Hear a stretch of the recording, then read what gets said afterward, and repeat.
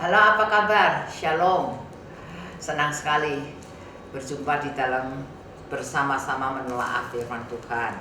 Ya, saudara, hari ini session ini saya bicara 21 Yohanes ya, kayaknya penutup ini tulisan Injil Yohanes ya.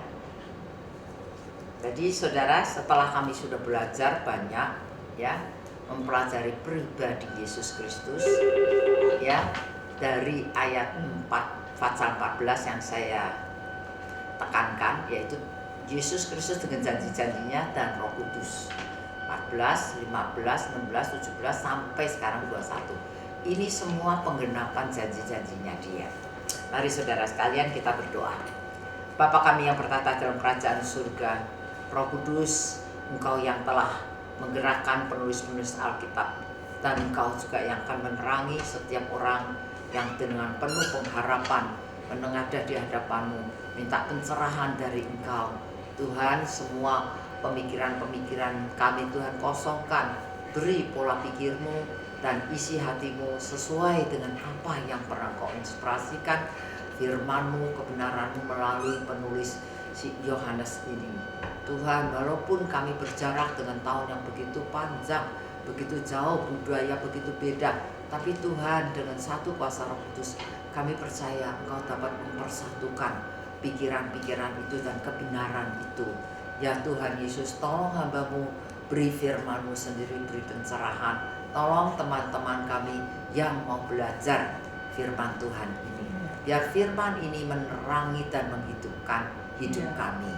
Terima kasih ya Tuhan Yesus, Engkau Allah yang berjanji dan tidak pernah meleset janji-Mu. Kami berdoa semuanya ini dalam nama Yesus Kristus. Amin. Nah, saudara sekalian, seperti yang Anda ketahui kalau Anda membaca Alkitab, Injil Yohanes yang terakhir ini membicarakan apa? Bukan kebangkitan lagi, tapi sudah memperlihatkan diri. Ya, God, jadi Jesus Christ reveal himself, ya, memperlihatkan diri kepada murid-muridnya. Bahkan menurut catatan Rasul Paulus, juga menurut tulisan si Lukas, dalam 40 hari lamanya setelah Yesus bangkit. Bukan sehari 2 hari loh, 40 hari lamanya dia di sana sini memperlihatkan dirinya kepada murid-muridnya. Bahkan sekali pernah memperlihatkan diri sekaligus dengan 500 orang.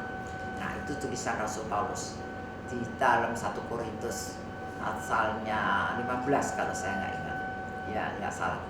Jadi Yesus Kristus itu bukan seperti orang yang melihat siapa yang saya kangen, kok dia mati, saya halusinasi, terus saya kelihatan, lihat dia datang gitu. Tapi kok setelah melek, oh kok enggak jadi kenyataan, jadi seperti halusinasi atau lihat-lihatan aja kelihatan gitu. Ini tidak, ini Yesus itu datang bahkan berkomunikasi, bahkan di pasal 21 ini makan bersama dengan murid-muridnya, makan pagi bersama-sama, ngobrol lagi, masih memberikan tugas yang terakhir kepada Petrus. Jadi saudara, saya berpikir bahwa tidak ada pelopor agama seperti Yesus, yang apa dia pernah ngomong, tapi itu semua terlaksana, tidak ada satu yang kosong. Nah, ini perbedaannya. Maka kita mengatakan bahwa Yesus itu hidup, benar hidup. Ya, walaupun sekarang kadang-kala ada anak-anak Tuhan yang sudah berdoa urusan ini itu, pokoknya tidak terjawab ya.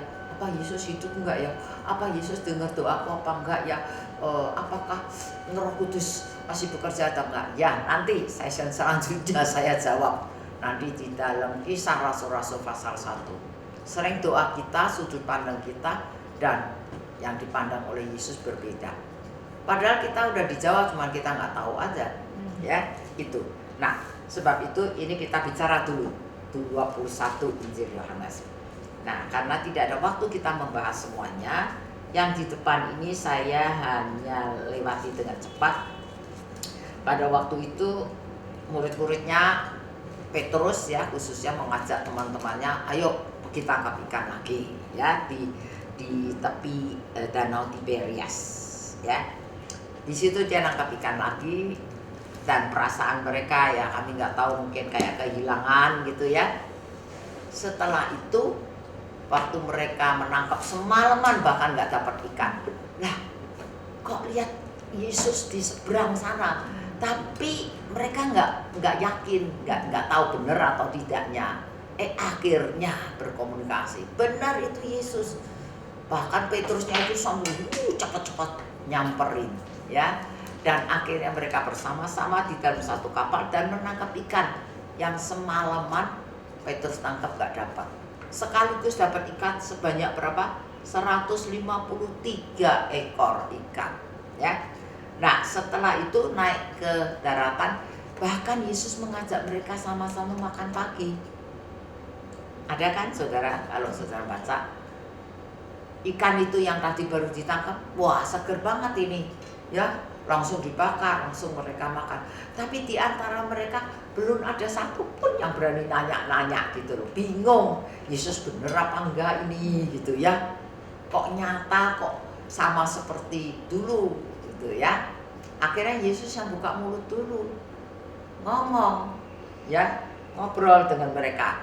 Nah pada waktu mereka selesai makan pagi, ini pertanyaan Yesus secara khusus kepada Petrus, ditanyakan 3 kali. Mungkin Anda kalau di dalam khotbah yang Anda sering mendengar, ini sering dibahas ya. Nah hari ini saya juga akan membahas, tapi tidak tekanan saya tidak membahas bahasa aslinya, perubahan-perubahannya. Saya akan membahas dari isi hati Yesus dan komisi Great Commission yang Yesus ajarkan kepada murid dan konsistensinya ya. Jadi pada waktu Yesus memperlihatkan diri terakhir berkumpul dengan murid-murid ini ya, lalu setelah makan, nah ini ayat 15, 16, 17 saya bacakan dulu karena ini memang unik ya, agak unik gitu ya. Tema besarnya, gembalakanlah domba-dombaku, gembalakanlah domba-dombaku. Ini domba-dombanya siapa? Tuhan Yesus, murid-murid Tuhan Yesus ya. Bagaimana ceritanya? Aku yakin Anda sering dengar, Anda sering dengar khotbah ini ya. Sesudah sarapan, Yesus berkata kepada Simon Petrus, Simon anak Yohanes, apakah engkau mengasihi aku lebih daripada mereka ini? Mereka ini berarti ini manusia ya, karena mereka ya, mungkin ya murid-murid yang lain ya ada di situ. Tetapi di dalam bahasa Mandarin atau kitab aslinya tidak ada mereka. Apakah engkau mengasihi aku lebih dari semuanya? Itu termasuk pekerjaannya, termasuk kapalnya, termasuk ikannya gitu. Ya karena Yesus sungguh mengerti si Petrus ini kembali lagi menjadi tangkap ikan lagi. Dia tidak konsisten setelah Yesus tidak ketemu terus dia pergi melakukan apa yang Yesus suruh dia lakukan. Enggak, dia kembali lagi menjadi penangkap ikan kok. Dia ngajak malah murid-murid ya. Maka dikatakan, apakah engkau mengasihi aku lebih dari segala ini? Termasuk orang, termasuk barang-barang, termasuk hobinya, termasuk semuanya. Jawab Petrus kepadanya, pada Yesus, benar Tuhan, engkau tahu bahwa aku mengasihi engkau. Ya, kata Yesus kepadanya, gembalakanlah dombaku. Nah, ini menurut penafsir Alkitab kan ini ditanyakan 3 kali kan. Ini ada perbedaan menggunakan istilah kasih, memang benar. Tetapi di dalam bahasa Yunani memang bukan cuma 3, malah 4 macam ya. Yang dipakai di sini nomor 1 menggunakan agape. Agape itu namanya kasih Allah, kasih yang tak terbatas.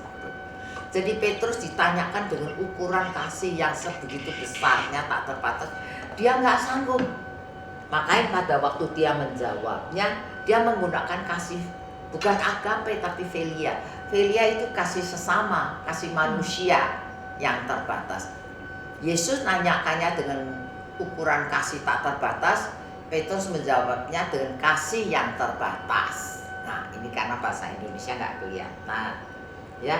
Gembalakanlah domba-dombaku, di sini juga ada perbedaan. Nanti ada kedua kalinya, gembalakanlah domba-dombaku. Ketiga kalinya, gembalakanlah dombaku. Indonesia tidak dibedakan, tapi di dalam bahasa yang lain, bahasa Mandarin pun, yang pertama, gembalakanlah kambing-kambing kecilku. Ada kambing kecil, dan ini pertama kali adalah tugas pada waktu kita sungguh mengasihi Yesus.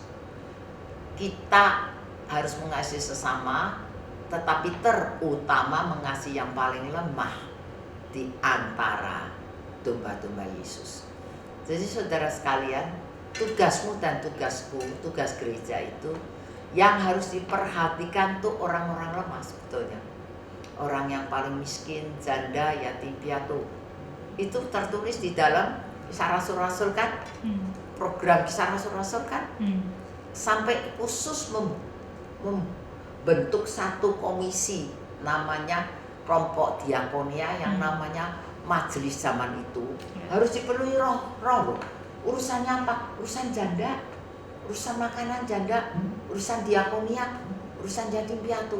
Saudara, apakah hari ini program hidup kami itu urusan pertama, urusin orang yang miskin di sekitar kami? Inilah zaman COVID, ini yang paling tepat nih. Apakah gereja menganggap itu program pertama? Ini tulisannya, domba-domba kecilku. Ya. Lalu yang kedua, 16. Kata Yesus pula kepadanya untuk kedua kalinya, Simon anak Yohanes, ya, apakah engkau mengasihi aku? Jawab Petrus kepadanya, benar Tuhan, engkau tahu bahwa aku mengasihi engkau.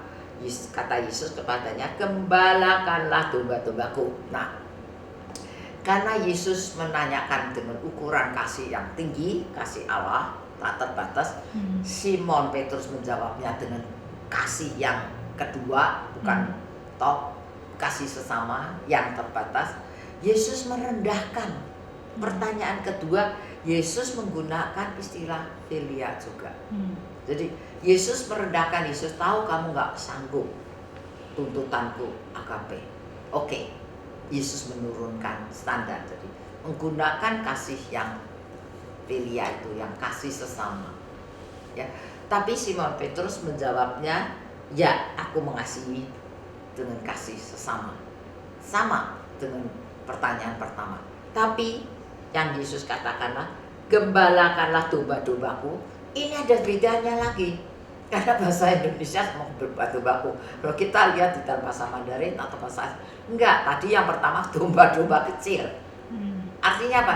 Yang paling lemah, yang paling miskin, yang paling butuh pertolongan. Ya. Kalau ini yang kedua adalah domba-dombaku yang apa? Yang bermasalah. Maksudnya, ya, istilahnya bukan yang paling kecil, tapi yang punya masalah. Nah, saudara sekalian, yang maksudnya domba-domba bermasalah itu ya kalau kita sebagai gembala ya dombanya lagi jatuh, lagi sakit, lagi pincang, lagi apa gitu toh. Ya, tapi kalau kita sebagai gembala, jadi jangan lupa kalau kau mengatakan mengasihi Allah sama dengan mengasihi sesama. Kalau mengatakan mengasihi Allah ya enak aja, Allah nggak kelihatan kok. Allah nggak pernah minta apa-apa sama kamu. Tapi untuk menyatakan kau mengasihi Allah, mengasihi sesama. Sesama yang paling utama, yang paling lemah tadi. Yang kedua, yang punya masalah. Bukan dia lemah secara fisik, tapi lemah secara roh. Lemah, punya masalah, saudara. Saudara, menurut saya, orang yang datang ke gereja, kebanyakan orang bermasalah apa tidak ada masalah? Ayo jawab. Kita harus jujur, semua punya masalah. Dan demikian juga orang hari ini mencari sesembahan, memuja apa gunung kawi lah, memuja apalah, patung lah, apalah, mengikuti ideologi apa. Itu semua kan punya masalah. Dia pengen membereskan masalahnya itu dengan cara penyembahan dia kan, betul kan? Saya pengen kaya, ya udah ke Gunung Kawi minta kekayaan kan. Saya pengen punya anak, ya nyembah kemana, kan begitu. Sama orang ke gereja juga kebanyakan karena punya masalah kan. Aduh, masalah ini, masalah itu, ya toh. Datang ke gereja, berdoa, minta pertolongan. Apa salahnya?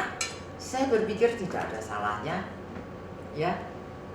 Semua kita harus mengaku bahwa kita ini tidak ada sempurna, punya masalah, bahkan penuh masalah.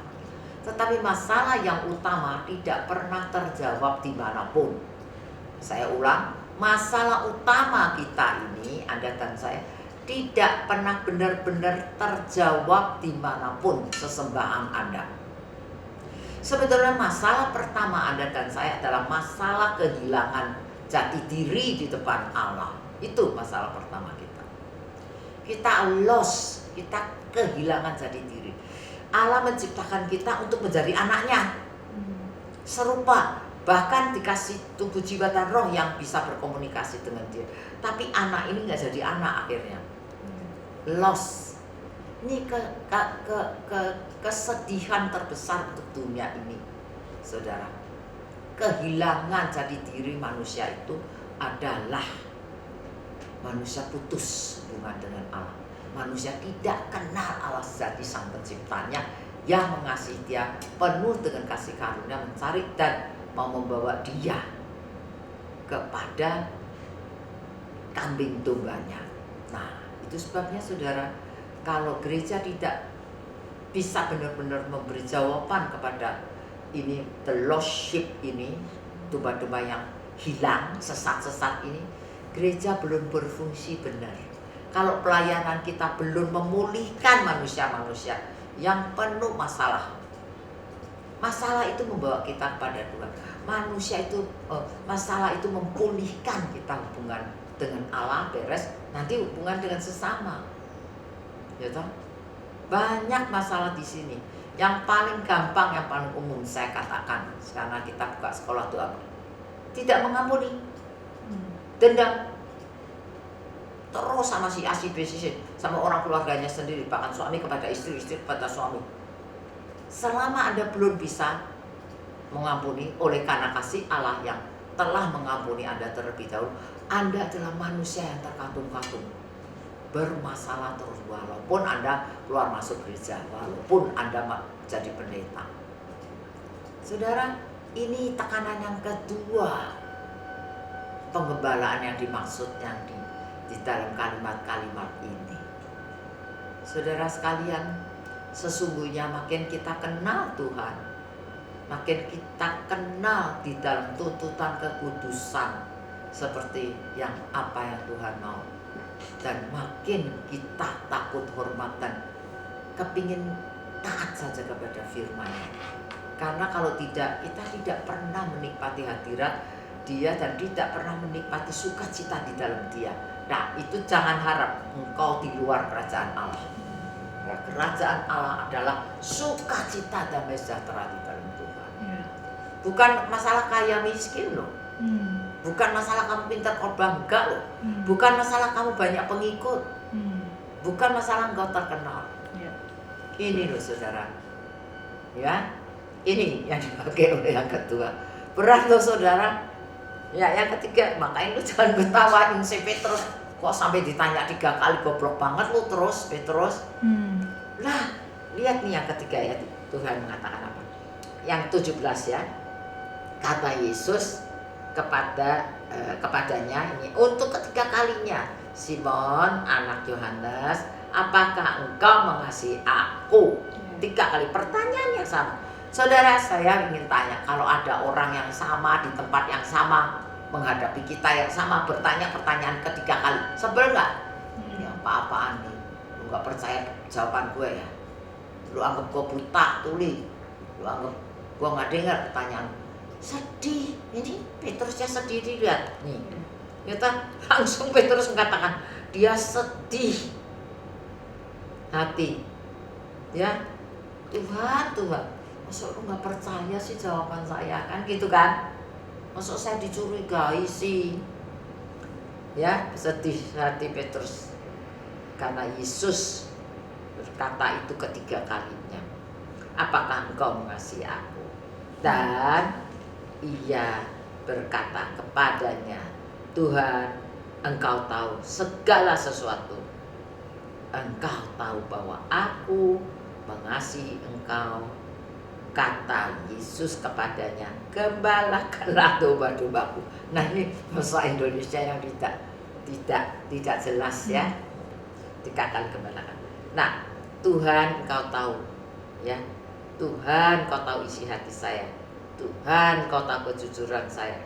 Tuhan engkau tahu keterbatasan saya. Ini yang dipakai adalah Velia dan Velia. Sudah sejajar sekarang. Tuhan merendahkan, bahkan sampai pakai istilah yang paling rendah. Ya, saudara, Yesus itu maha tahu, maha hadir, maha kuasa, tapi maha penyayang dan penuh empati. Pada waktu kita nggak sanggup, nggak nyampai, dia tidak pernah menuntut. Dia rendahkan dirinya sampai engkau tahu. Ya, maka saudara sering mengatakan, Tuhan, bebanku terlalu berat. Aku tidak sanggup, aku tidak sanggup. Disitulah Allah hadir. Pada waktu Anda menyerah, Allah hadir. Karena engkau tidak sanggup, engkau tidak mau pakai pikiran kekuatan sendiri. Si Petrus mengatakan dengan sedih ketiga kalinya. Lalu apa yang dikatakan oleh gembala besar Yesus ini? Gembalakanlah domba-dombaku. Aduh saudara, di sini artinya bukan gembala biasa, berilah makan. Ini yang ketiga kali, berilah makan kepada domba-dombaku. Apa artinya? Berilah dirimu sendiri. Saudara, zaman Petrus kan nggak kayak kita. Dikit-dikit ketemu terus si pengkhotbah. Paling-paling kalau aku hari ini menerjemahkan cara memberi makan, ya saya seperti Anda ini, saya memberikan makanan rohani. Dalam saya belajar firman, menyelidiki firman, saya bagikan Anda, saya kuatkan rohani. Ini makanan rohani. Tapi di sini berikanlah makan kepada mereka. Berarti apa yang kamu punya, kamu keluarkan semua. Bukan tenaga kecil, bukan cuma empati, pertolongan, tapi berikanlah makan. Artinya itu, saudara, memberi makan. Hari ini adalah waktu yang paling tepat untuk gereja-gereja Tuhan memberi makan kepada domba-dombanya Tuhan. Ada amin saudara? Ini kan COVID-19. Lihat saudara, orang-orang dipecat, orang-orang sampai jadi pada. Kenapa? Ya, COVID-19 justru rawan ya, jambret HP, begal sepeda, bukan begal motor toh, sepeda pun mau. Nah sepeda sekarang ada yang mahal kok. Yang naik sepeda dijorokin, dia yang bawa. Kenapa? Ya ini pada kejepit kan. Ya, ada kejepit kan. Itu saya tahu ada kenal satu anak yang tiap siang datang ke tempat saya antara jam 1 jam 2. Anak itu belum ada umur 10, jualan makanan, bikinan mamanya. Aku bilang, kok jualan kok siang-siang sampai ke jemur hitam kayak gini. Habis saya pagi sekolah. Ya, sekolah tiap kali seringan gak punya duit untuk beli pulsa. Minta dia. Terus mamanya bikin kue, dia pulang sekolah dia jual. Dia panas sampai hitam sekali anak itu. Jalan di sekitar kami ini.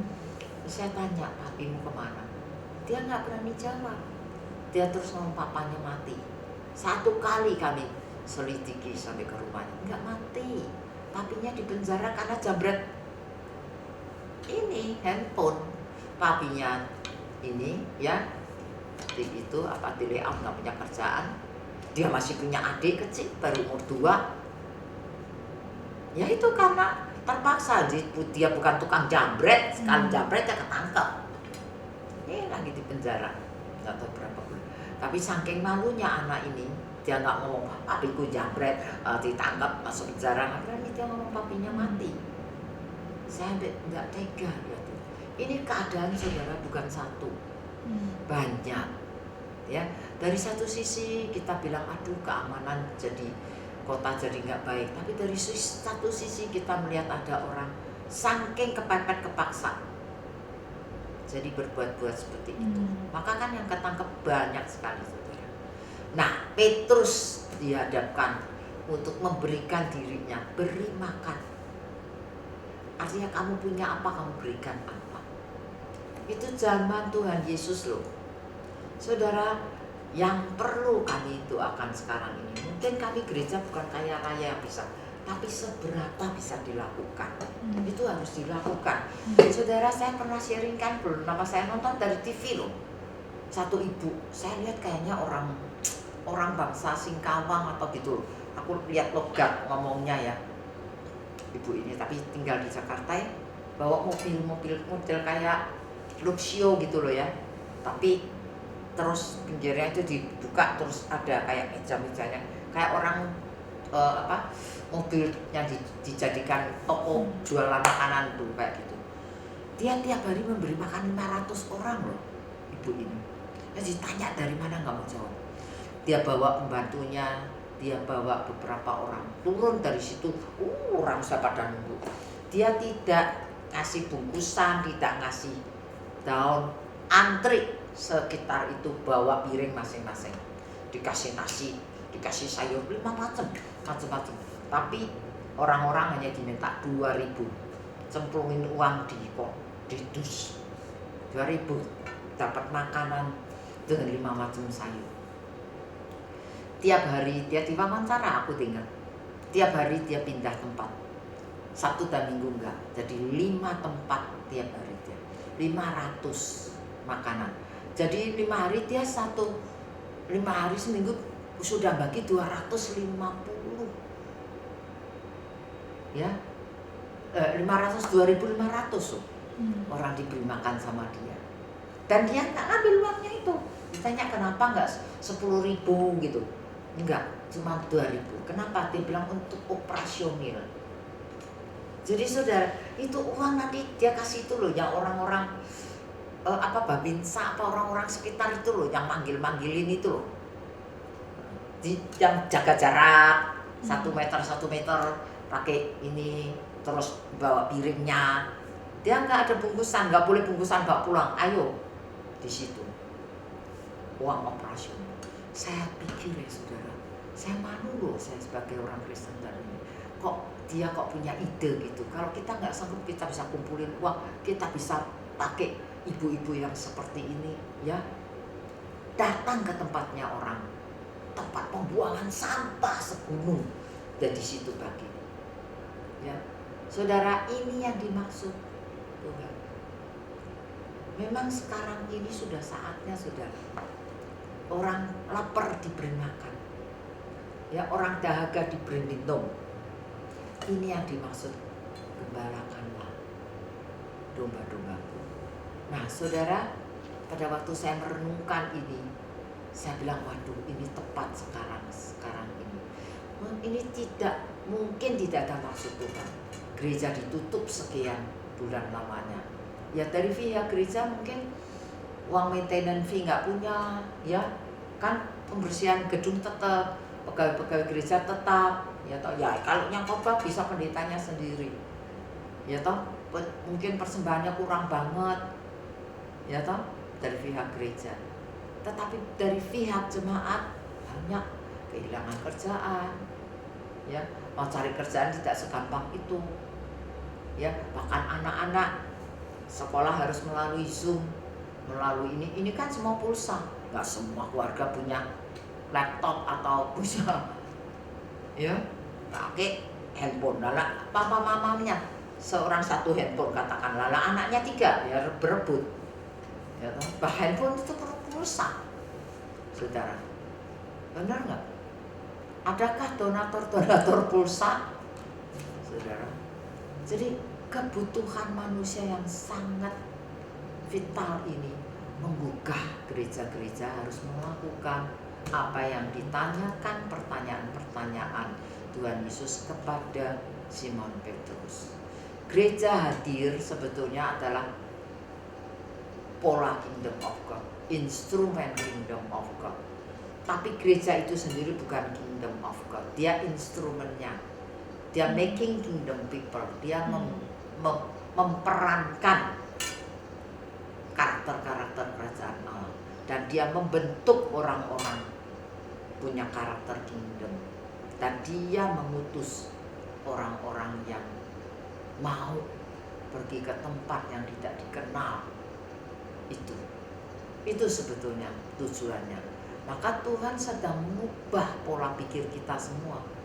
Kalau kita udah keburu, dulu menekankannya cuma gedungnya, cuma programnya, cuma terkenalnya, tuh gereja kita terkenalnya, penarinya, penyanyinya, pengkhotbahnya, so apalagi. Mungkin kita perlu berubah, bukan itu loh yang dicari sama Tuhan. Tapi orang lapar dikasih makan enggak? Orang kelaparan dikasih enggak? Sekarang saya bisa ngomong anak-anak, jutaan anak-anak di Jakarta di pelosok-pelosok, miskin-miskin. Sekolahnya pakai Zoom, itu perlu pulsa. Ayo, dari mana? Semua masalah-masalah di dalam hidup kita sedang kita dipaparkan. Gereja sampai di mana meresponi. Anda dan saya, Simon Petrus yang sudah diselamatkan oleh Tuhan, yang sudah banyak berkat Tuhan, yang sudah melihat tangan Tuhan. Kita kan lihat penglihatan kan. Anda mungkin sendiri nggak lihat kasat mata, tapi dari firman Anda telah diterangi, ya toh. Dari suka dukamu kamu mengikut Yesus, sama dengan kau telah melihat Yesus. Murid-murid pun demikian, sudah banyak dapat kekuatan, pencerahan jiwa dan roh, sehingga kami rela memisahkan diri dari semua kejelekan, kekotoran, cengkeraman iblis di masyarakat di dunia ini. Maka kami sering dikatakan you are kingdom people, umat kerajaan Allah. Lalu apa fungsinya?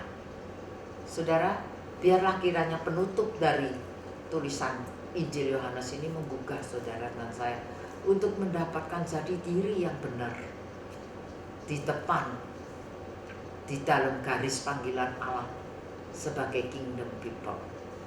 Apakah kami masih tidak tergerak sama sekali? Api doa, kami kan punya api doa ya. Anda mungkin juga ikut api doa wilayah mana-mana ya, Jakarta Utara, Selatan, Pusat dan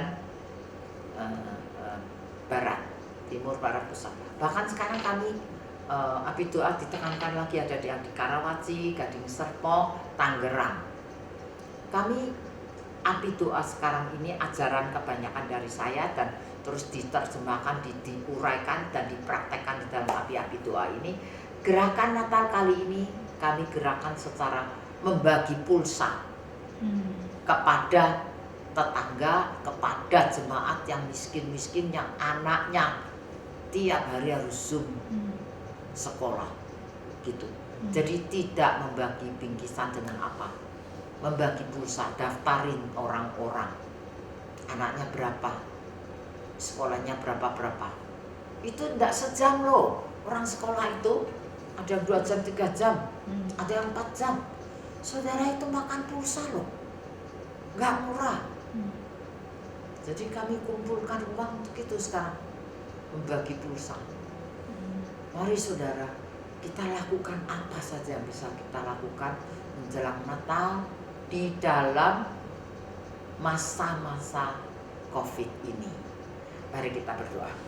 Bapa kami yang bertahta di kerajaan surga, Tuhan tolong kami untuk menjadi Simon Petrus yang taat, sampai akhirnya dia dinubuatkan.